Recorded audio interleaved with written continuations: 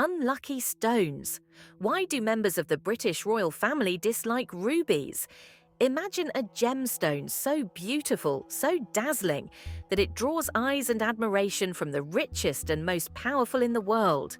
Now imagine that same gem carrying a legacy of misfortune so profound that even kings and queens fear it.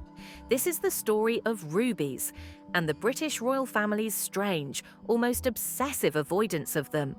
Far from mere superstition, this avoidance stretches back centuries, woven into the personal tragedies and legends that haunt Europe's noblest families. The tale begins long before the British monarchy even considered the ruby unlucky. Across Europe, stories circulated about gemstones that could curse their owners. Perhaps the most famous of all is the Hope Diamond, a blue gem with a history as stormy as any soap opera.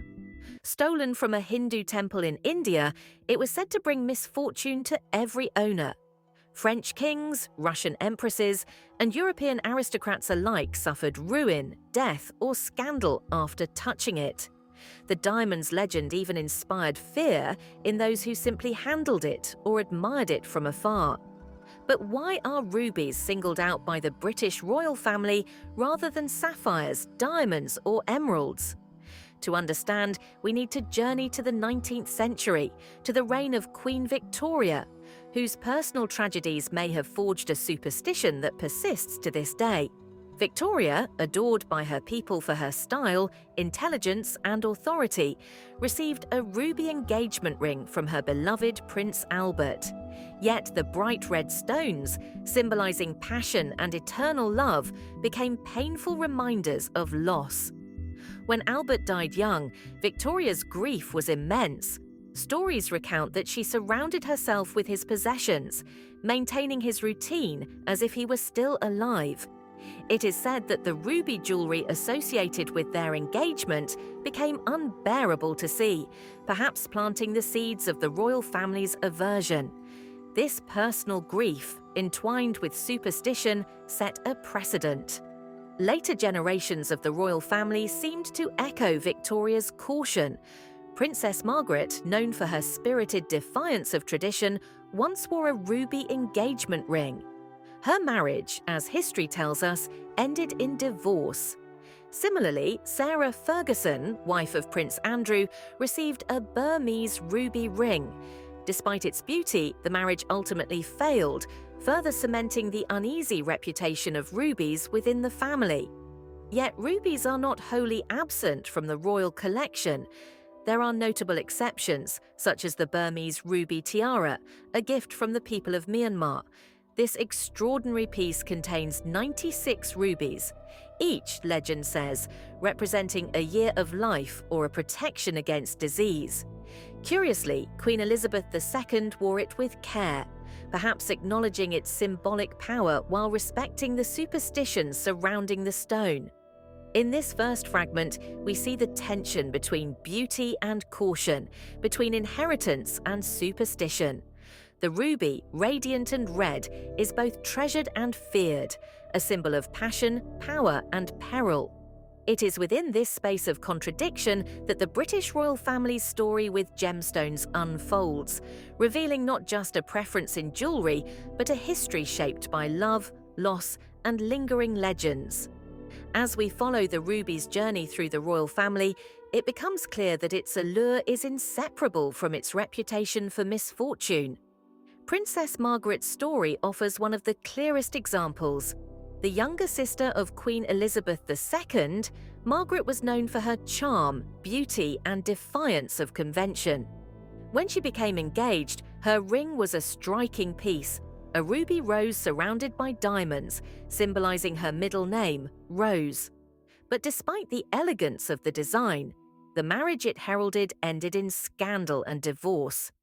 Over time, observers began to associate the failure of Margaret's marriage with the ruby itself. Whether coincidence, superstition, or something more mysterious, the association took hold. Similarly, in 1986, Sarah Ferguson, who would later become the Duchess of York, received a Burmese ruby ring from Prince Andrew. The ring's vibrant red glow mirrored Sarah's fiery hair and personality, yet the marriage itself did not endure. They separated and eventually divorced, prompting whispers among royal watchers that the ruby had played its part once more. Meanwhile, royals who avoided rubies, such as Queen Elizabeth II, experienced long-lasting happy marriages, further fueling the belief in the stone's ill fortune. Elizabeth's engagement ring, for example, was a diamond taken from Princess Diana's collection, a nod to continuity, love, and careful tradition. Despite this cautious approach, rubies have not been entirely excluded from royal possessions. The Burmese ruby tiara, gifted to Queen Elizabeth II by the people of Myanmar, is a rare exception. The tiara contains 96 rubies, each said to ward off illness. Interestingly, the Queen lived to the age of 96, lending an almost mystical credibility to the Burmese belief in the protective power of rubies. This duality, the fear of misfortune and the respect for cultural symbolism, highlights how complex the royal relationship with rubies truly is. They are objects of beauty, yet objects to approach with care. The pattern of avoidance extends even further when examining Queen Mary, grandmother to Elizabeth II. Known as one of the greatest collectors of her time, Mary amassed jewels across Europe, often acquiring them from Russian émigrés and other aristocrats affected by war and financial collapse. Yet she rarely purchased ruby jewelry herself. Instead, her collection emphasized diamonds, emeralds, sapphires, and pearls. Even the famed Vladimir tiara, originally adorned with diamonds and pearls and later modified to include emeralds, never bore rubies under Mary's ownership. The preference is striking, suggesting that the superstitions surrounding rubies had become institutionalized within royal tradition. To understand the origins of this superstition, one must return to Queen Victoria. She received 2 significant ruby pieces at her engagement. Her mother gave her a ruby parure with a diadem, and Prince Albert presented a ruby engagement ring. Their marriage was famously happy, but the sudden death of Prince Albert plunged Victoria into deep mourning. Stories recount that she could not bear the sight of her ruby jewelry afterward, eventually leading to the dispersal or sale of these pieces. In effect, Victoria's personal tragedy may have created a lasting template. Rubies were to be admired, but not worn, at least not in ways that would intimate marriage or personal joy. This fragment of history illustrates how superstition, grief, and royal tradition intertwine. A gemstone becomes more than an ornament. It becomes a vessel of memory, emotion, and even warning. The British royal family's caution around rubies is not simply aesthetic, it is a centuries-old habit shaped by experience, legend, and loss. To truly understand the British royal family's complex relationship with rubies, we must step back and consider the broader history of gemstone superstition in Europe. For centuries, rubies were thought to possess magical powers, both protective and destructive. In some cultures, red stones symbolized passion, courage, and vitality. Yet in others, particularly among aristocratic circles, they were linked to misfortune, jealousy, and even death. It's within this paradoxical space that the royal family's avoidance finds its roots. Queen Victoria's experience was pivotal. While her marriage to Prince Albert began as one of profound happiness, the sudden death of her beloved husband in 1861 plunged her into decades of mourning. Accounts from the time describe how Victoria became almost reclusive, surrounding herself with reminders of Albert and avoiding objects that provoked grief. Among these were the ruby pieces she had received at her engagement. It is said she could not bear to wear them, leaving her to favour sapphires, diamonds, and other stones that did not carry painful associations. Over time, this personal caution became part of the royal ethos, passed down through generations. The psychological impact of gemstones is another piece of the puzzle. Jewelry in royal circles is never merely decorative. It is a signal, a statement of status, and often a repository of personal and familial history. A gemstone can commemorate a marriage, celebrate a birth, or serve as a diplomatic gift. Conversely, it can carry the weight of tragedy.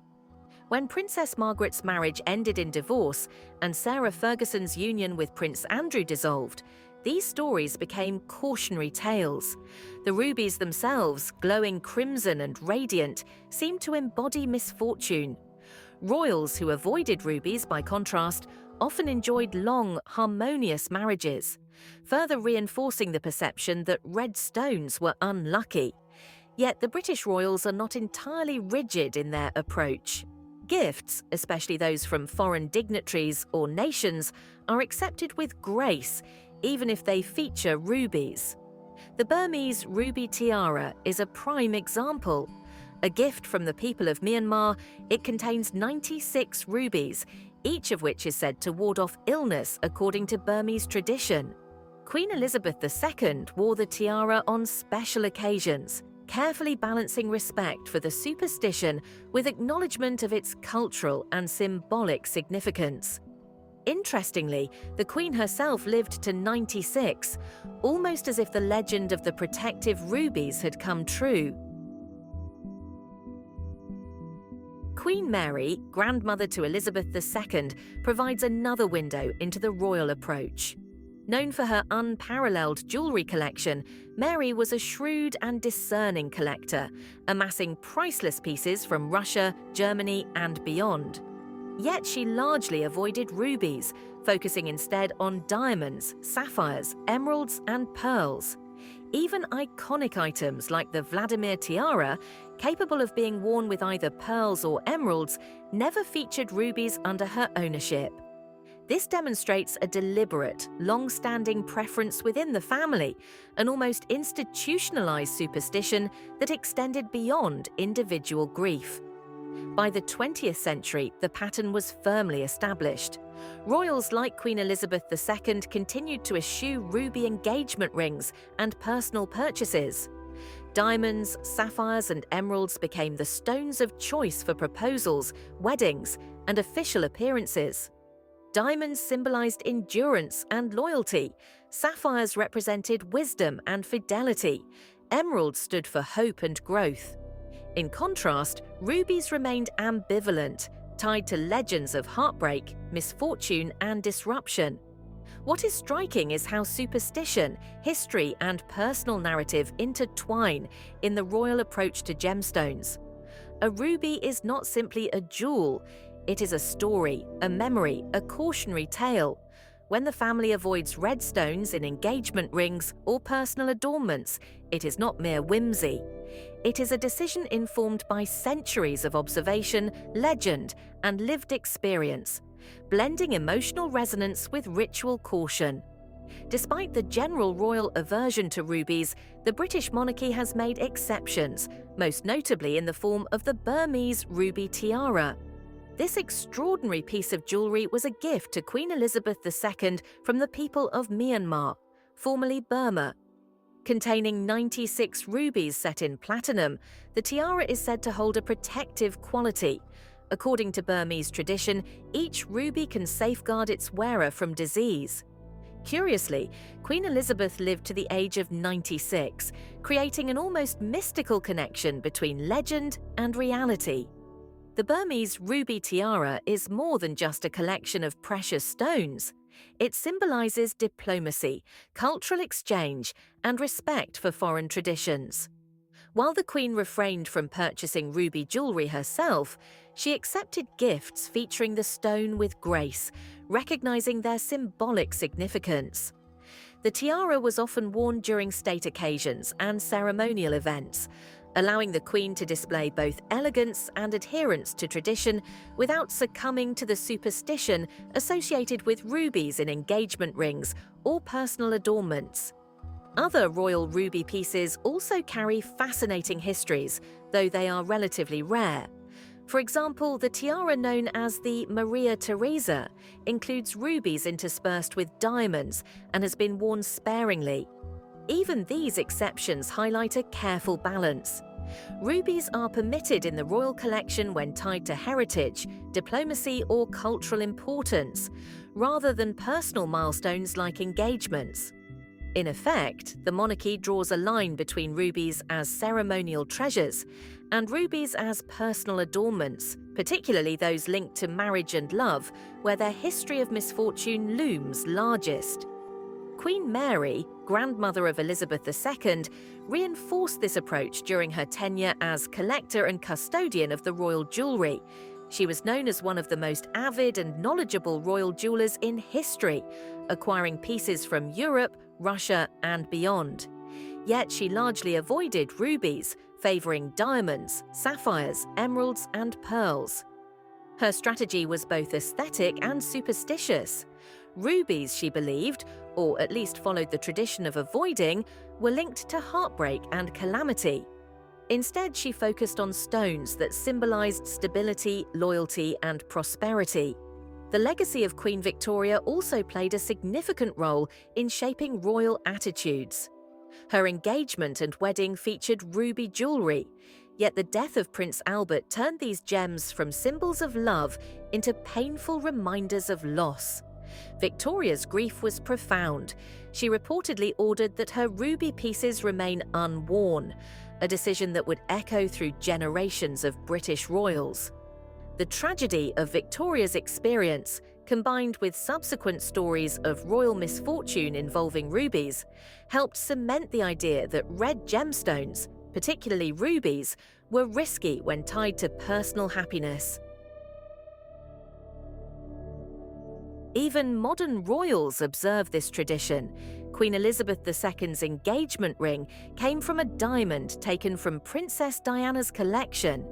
Kate Middleton's iconic sapphire engagement ring, also from Diana's collection, and Meghan Markle's diamond engagement ring, crafted with stones from Diana's personal jewels, both avoided rubies entirely. These choices reflect a conscious adherence to tradition, blending respect for superstition with the practical concerns of marital symbolism. The royal family's careful navigation of gemstone selection shows how history, emotion, and symbolism continue to guide decisions centuries later. In this way, the story of rubies in the British royal family is one of tension between beauty and caution, luxury and superstition.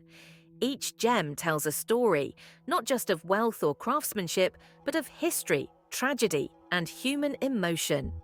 Rubies are vibrant, mesmerizing, and historically cursed, a symbol of both allure and caution, carefully woven into the tapestry of royal life.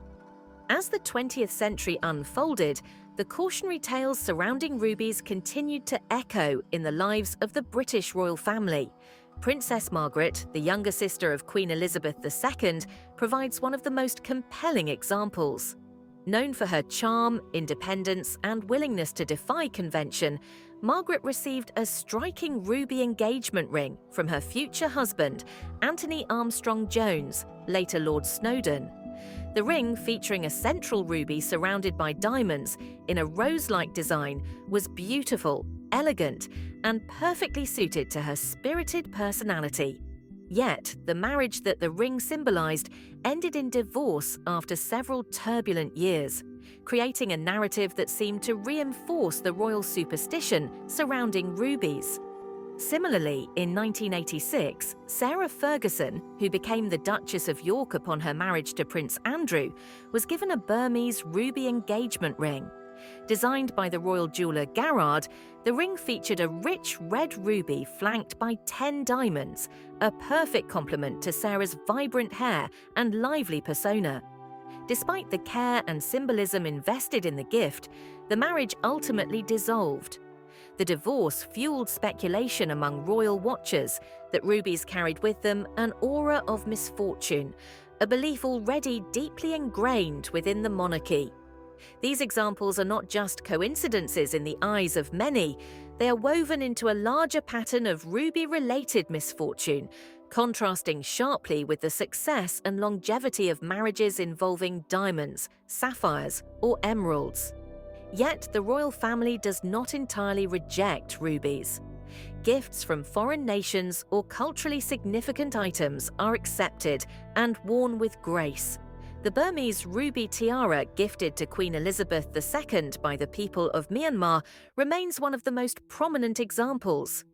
With its 96 rubies, the tiara represents both cultural respect and a protective charm, according to Burmese tradition. The Queen's careful use of the tiara illustrates a nuanced approach. Rubies are not shunned outright, but they are reserved for ceremonial purposes rather than intimate, personal symbols like engagement rings. This distinction underscores a blend of superstition, respect, and tradition that has been carefully maintained for generations. The historical context helps to explain this approach. Queen Victoria's early experiences with ruby jewelry left an indelible mark. Receiving two significant ruby pieces upon her engagement, one from her mother and one from Prince Albert, Victoria associated the stones with love and happiness. Yet the premature death of Albert transformed these symbols into painful reminders of loss, grief, and impermanence. Over time, Victoria's personal caution influenced her successors. Ruby jewelry became associated with personal sorrow, particularly in matters of marriage, and the tradition of avoidance grew stronger. Even Queen Mary, the grandmother of Elizabeth II and a legendary collector of royal jewels, largely avoided rubies. She preferred diamonds, sapphires, emeralds, and pearls, stones with positive associations or symbolic meanings tied to loyalty, wisdom, and longevity. Her choices were deliberate, reflecting a belief system shaped by grief, legend, and long-standing royal tradition. The family's adherence to these practices demonstrates that superstition in the monarchy is rarely arbitrary. It is a careful interplay of personal experience, inherited caution, and symbolic awareness. By the late 20th and early 21st centuries, these traditions remained firmly in place. Modern royals like Queen Elizabeth II, Kate Middleton, and Meghan Markle all followed a deliberate pattern. Engagement rings and personal jewelry largely avoided rubies. Instead, diamonds and sapphires, often with historical or family significance, dominated the choices. These decisions show the enduring influence of superstition and historical precedent, demonstrating how centuries of caution, tragedy, and symbolism continue to guide the selection of royal jewelry. In this way, the story of rubies is far more than a tale of fashion or aesthetic preference. It is a narrative that intertwines superstition, grief, historical memory, and symbolism, creating a fascinating insight into the private lives and traditions of one of the world's most closely observed families. To understand the British royal family's enduring caution toward rubies, we must consider the broader cultural and historical context. Rubies have been both revered and feared for centuries. In medieval Europe, red gemstones symbolized life, vitality, and power. But they were also thought to provoke anger, jealousy, and misfortune. Ruby legends claimed that the stones could predict doom, especially when linked to love and marriage. For aristocrats, gemstones were not mere decoration. They were symbols of fortune, status, and divine favor. When misfortune struck a noble family, rumors often blamed the gemstones they wore. Rubies, with their intense red glow and dramatic associations, were prime suspects. Queen Victoria's experiences provide a key bridge between historical superstition and royal tradition. Although she initially received ruby jewelry as a symbol of love and engagement, the sudden death of Prince Albert turned these jewels into painful reminders of loss. Historical accounts suggest that Victoria avoided wearing ruby jewelry after Albert's death, a personal choice that inadvertently established a precedent. Over time, this precedent became part of the family's unwritten rules. Rubies were not to be used in personal, emotionally significant jewelry like engagement rings. Instead, diamonds, sapphires, and emeralds took their place, symbolizing stability, fidelity, and prosperity. The psychological and symbolic weight of gemstones is crucial to understanding this practice. Jewelry in royal life is never purely ornamental. It carries emotional resonance and historical significance. A gemstone can commemorate a marriage, honor a predecessor, or represent diplomatic goodwill. Conversely, it can serve as a reminder of tragedy, heartbreak, or loss. Princess Margaret's ruby engagement ring, which coincided with a marriage that ended in divorce, and Sarah Ferguson's Burmese ruby ring, associated with another failed union, illustrate how gemstones can take on symbolic weight far beyond their intrinsic beauty. For royals, the lessons of the past are ever present, guiding both choice and tradition.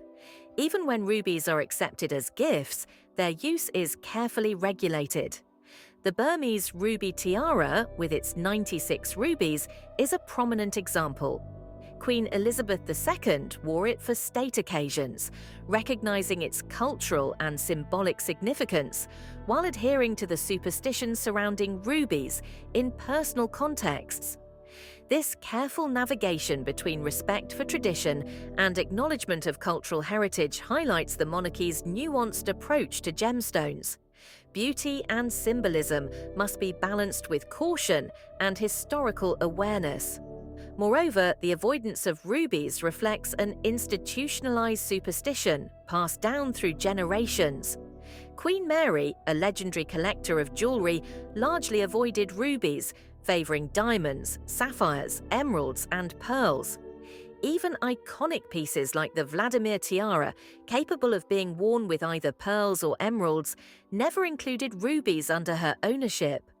By deliberately excluding rubies, Mary reinforced a family-wide approach that combined aesthetic judgment, historical precedent, and superstition, solidifying the tradition for future generations. In essence, the royal family's relationship with rubies is shaped by centuries of legend, tragedy, and cultural meaning. It is a story of caution, respect, and emotional memory. Rubies, with their vibrant color and intense symbolism, are both treasured and avoided, objects of fascination and fear. This duality continues to influence decisions in the royal family today, ensuring that history, superstition, and symbolism remain intertwined in the selection of jewelry for marriages, public appearances, and ceremonial occasions. While rubies hold a notorious place in royal superstition, the British monarchy's other gemstones tell a very different story. Diamonds, sapphires, and emeralds dominate royal collections, not only for their beauty, but also for their symbolic resonance. Diamonds, with their enduring clarity and hardness, represent strength, loyalty, and everlasting love, qualities ideally suited to engagements and marriages. Sapphires, known for their deep blue hues, symbolize wisdom, fidelity, and nobility. Emeralds, rich and green, convey hope, renewal, and growth. These stones, unlike rubies, carry positive associations and are rarely linked to misfortune in royal history. Consider the iconic engagement ring of Queen Elizabeth II, inherited from Princess Diana's collection. A single diamond, meticulously set, has endured for decades without any hint of ill luck, symbolizing both continuity and familial harmony. Similarly, Kate Middleton's engagement ring, a stunning sapphire surrounded by diamonds, also formerly Princess Diana's, has become a symbol of modern royal love, bridging tradition with contemporary style. Meghan Markle's engagement ring, featuring diamonds sourced from Diana's personal collection, reflects the same careful balance between respect for heritage, superstition, and personal choice. By contrast, rubies often appear in the royal collection only in ceremonial or diplomatic contexts, removed from personal and intimate symbolism. The Burmese ruby tiara, gifted to Queen Elizabeth II, is a striking example. Its 96 rubies are said to ward off disease according to Burmese tradition, yet the Queen wore it only on formal occasions. Similarly, historical ruby pieces from Queen Victoria or Queen Mary were largely retired, sold, or preserved as heritage items rather than worn regularly. In effect, rubies became ceremonial objects rather than expressions of love or personal joy, a pattern that reinforced the superstition while allowing the monarchy to maintain a rich and varied collection. Legends of cursed gemstones extend beyond rubies, with the Hope diamond often cited as the most infamous. Stolen from an Indian temple and believed to carry a curse, the blue diamond passed through the hands of kings, aristocrats, and wealthy collectors, often bringing ruin, scandal, or even death. Its history is a cautionary tale that parallels the stories of ruby jewelry in the British royal family. These tales of cursed gemstones, whether based in superstition, coincidence, or tragedy, highlight a broader awareness within royal circles. Gemstones are more than decorative. They are vessels of power, emotion, and history. The royal family's careful selection and avoidance of certain stones reflects a profound understanding of symbolism. Jewelry is never neutral. It conveys messages of status, continuity, and emotional resonance. When Princess Margaret's ruby ring coincided with a troubled marriage, or when Sarah Ferguson's Burmese ruby ring was linked to a failed union, the stories reinforced a cultural memory that guided future generations. Diamonds, sapphires, and emeralds, by contrast, became symbols of enduring stability and happiness in marriage, a practical and symbolic choice rooted in centuries of observation. This selective approach demonstrates the delicate balance the monarchy maintains between personal preference, historical precedent, and superstition. Every jewel worn, displayed, or inherited is carefully considered, ensuring that beauty is harmonized with meaning. The avoidance of rubies in personal jewelry, the careful acceptance of ruby gifts with cultural significance, and the consistent favoring of diamonds and sapphires in engagement rings reveal an intricate system of tradition that blends aesthetic judgment with emotional intelligence and historical memory. The history of ruby jewelry in the British royal family is punctuated by fascinating stories, some of glamour, some of caution, and some of mystery. While rubies were largely avoided in personal adornments, they did appear in gifts and ceremonial pieces, often carrying complex histories. Queen Victoria's early ruby jewelry, for instance, included two notable sets: a parure from her mother featuring a diadem, and an engagement ring from Prince Albert. Initially symbols of love and prosperity, these rubies transformed into reminders of grief after Albert's untimely death. Accounts suggest that Victoria could not bear to wear these jewels afterward, and over time they either disappeared from public view, were sold, or were passed out of the family's daily use. Queen Mary, known for her impressive collection, inherited or acquired many ruby pieces, yet she rarely chose them herself. Instead, her collection emphasized diamonds, emeralds, sapphires, and pearls, reflecting both her refined taste and the tradition of avoiding rubies in emotionally significant contexts. Even iconic tiaras like the Vladimir tiara, originally adorned with diamonds and pearls and later modified to include emeralds, never featured rubies under her custodianship. Mary's careful curation further cemented the royal aversion to rubies, establishing a family-wide precedent that has persisted for generations. Princess Margaret's ruby engagement ring and Sarah Ferguson's Burmese ruby ring highlight how personal history intersects with superstition. Both marriages ended in divorce, seemingly confirming a pattern that had been developing since Queen Victoria's era. In contrast, engagements and marriages featuring diamonds, sapphires, or emeralds, such as Elizabeth II with Philip, Kate Middleton with William, and Meghan Markle with Harry, enjoyed enduring success. The repeated contrast between ruby-linked misfortune and gemstone-linked stability has reinforced the family's careful approach to jewelry selection, blending superstition with observation. Yet rubies have not been entirely absent from ceremonial or diplomatic contexts. The Burmese ruby tiara, gifted to Queen Elizabeth II, is a prime example. Containing 96 rubies, the tiara is said to ward off illness according to Burmese tradition.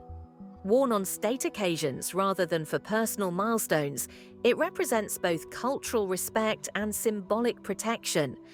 By distinguishing between ceremonial rubies and those used in intimate contexts, the royal family preserves tradition while navigating the superstition that has shaped its history.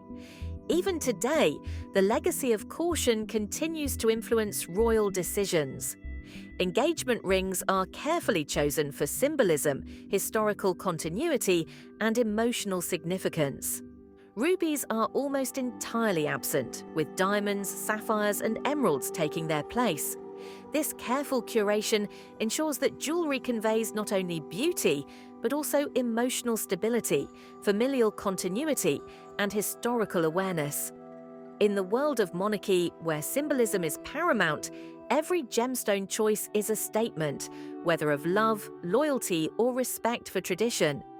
Ultimately, the story of rubies in the British royal family is a testament to the power of legend, superstition, and personal memory.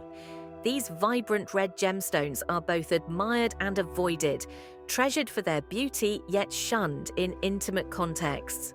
Through centuries of history, grief, and observation, rubies have become a symbol of caution, shaping royal practices and creating a narrative that is as fascinating as it is mysterious.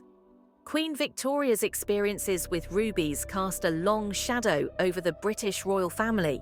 Her early engagement and wedding jewelry included significant ruby pieces, yet the death of Prince Albert transformed these symbols of love into reminders of profound grief. Victoria's avoidance of ruby jewelry after his death became more than personal preference. It evolved into an unwritten rule for future generations. Her influence can be traced across decades, shaping the royal approach to engagement rings, personal adornments, and ceremonial jewelry. Princess Margaret's marriage, marked by a ruby engagement ring, is often cited as a continuation of Victoria's cautionary precedent. The marriage ended in divorce, reinforcing the superstition associated with rubies in personal contexts. Similarly, Sarah Ferguson's Burmese ruby engagement ring coincided with another troubled marriage. In contrast, royal engagements and marriages featuring diamonds, sapphires, or emeralds, such as Elizabeth II and Prince Philip, Kate Middleton and Prince William, and Meghan Markle and Prince Harry, have enjoyed enduring success. The contrast highlights the enduring weight of historical experience and superstition in guiding royal choices. Modern royals continue to respect these traditions, balancing superstition with personal style. Engagement rings are carefully chosen for symbolic meaning and historical continuity. For instance, Elizabeth II's engagement ring was a diamond from Princess Diana's collection. Kate Middleton's sapphire ring, also from Diana, is celebrated for its elegance and historical resonance. Meghan Markle's engagement ring, featuring diamonds from Diana's personal collection, reflects both continuity and personal choice. In each case, the selection avoids rubies, adhering to a centuries-old pattern while respecting contemporary taste and family legacy. Beyond engagement rings, the royal family accepts ruby jewelry in ceremonial or diplomatic contexts. The Burmese ruby tiara, gifted to Queen Elizabeth II, is a notable example. Containing 96 rubies, each representing protection against disease according to Burmese tradition, it is worn only on formal occasions. This distinction illustrates how rubies are valued for cultural or symbolic reasons, rather than personal milestones. Gifts of rubies are accepted with grace, yet personal acquisition or daily use is largely avoided, a subtle but consistent practice that reflects a blend of superstition, respect, and historical awareness. The story of rubies in the royal family is not just about superstition, it is also about symbolism, history, and emotional memory.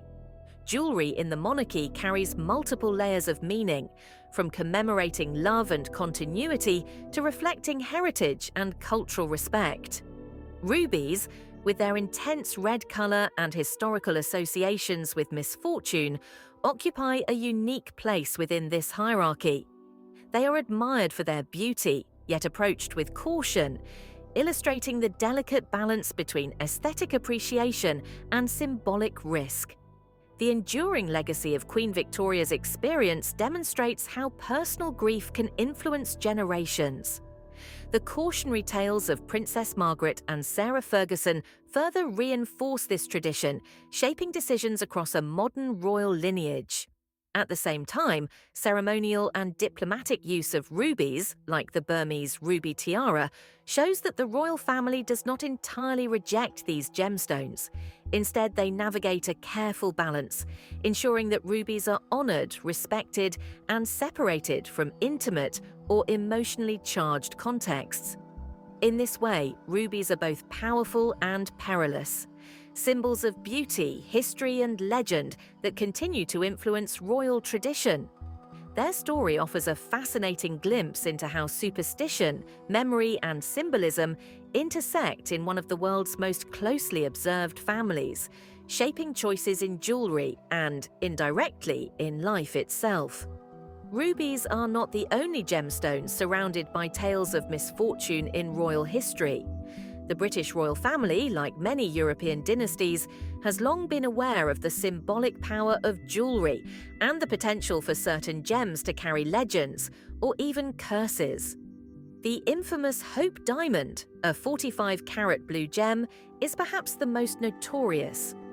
Allegedly stolen from an Indian temple, it was believed to bring calamity to its owners. From French kings to wealthy collectors across Europe, the Hope Diamond's history is peppered with tragedy, financial ruin, and early deaths.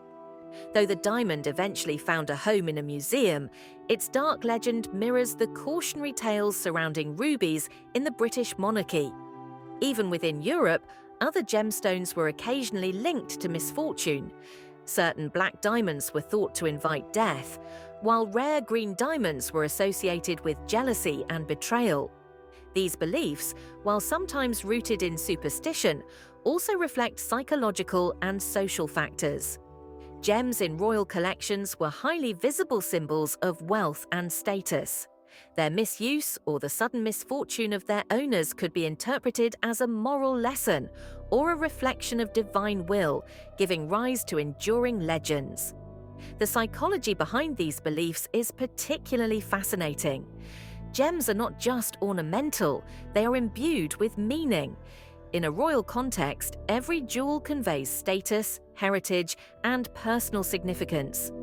A ruby engagement ring, once associated with Princess Margaret or Sarah Ferguson, can acquire a narrative of failure simply because of coincidence, yet the perception lingers and influences future behavior. Diamonds, sapphires, and emeralds, on the other hand, are consistently linked to positive traits such as endurance, fidelity, and hope.